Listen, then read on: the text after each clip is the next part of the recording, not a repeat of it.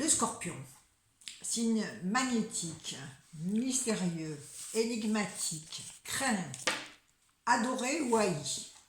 Avec le scorpion, tout est dans le paradoxe. Le scorpion est le deuxième signe d'eau. C'est un signe qui est dominé par les planètes Mars et Pluton, qui sont des planètes d'instinct et de violence. Mais l'eau des scorpions, ce n'est pas l'eau fluide des rivières et des fleuves du Cancer, non. C'est une eau qui stagne, c'est une eau qui ne se renouvelle pas. C'est l'eau des marées, c'est l'eau fétide et pleine de boue des marées.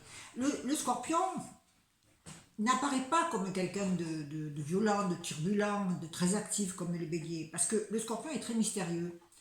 On ne devine pas toutes ces bourrasques internes qu'il a au fond de lui. Il apparaît calme, tranquille, mais quand ça ressort, c'est une bourrasque. Le scorpion, lui, ce qu'il aime, ce sont les défis. Il va réussir là où les autres échouent. Plus c'est difficile, plus ça lui plaît. Le scorpion, quand il est petit, il n'aime pas se laver. Il casse tout, il détruit, il va voir jusqu'où il peut pousser avec ses parents, parce qu'en fait il cherche à manipuler. Et très tôt dans l'éducation d'un enfant scorpion, ce qu'il faut c'est lui donner des limites, mais des limites où règne la justice, parce qu'un scorpion s'apercevra tout de suite si les choses ne sont pas justes, il verra immédiatement les points faibles des autres, donc il faut lui donner une bonne armature, pour que plus tard il arrive à juguler ses instincts puissants pour en faire quelque chose de créatif, parce que c'est un signe très créatif. Seulement le problème c'est qu'il va passer par des crises.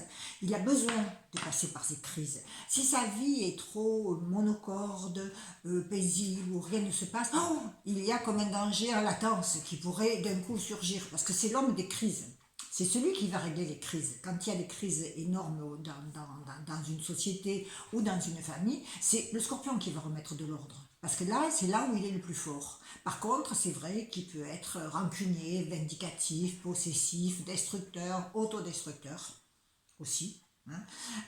Parce qu'il faut qu'il arrive à vaincre ses pulsions. Alors ça peut être par le sport, ça peut être par une création, ça peut être par le pouvoir, parce que le scorpion est très très attiré par le pouvoir. Alors un mauvais scorpion, c'est sûr, il est capable de tout pour obtenir le pouvoir. Mais un bon scorpion, quelqu'un qui a réussi à s'analyser, peut être un excellent psychiatre d'ailleurs, celui qui a bien réussi à s'analyser et à dépasser ses crises intérieures peut devenir quelqu'un qui va beaucoup évoluer. Mais ça passera bien entendu toujours par des crises intérieures.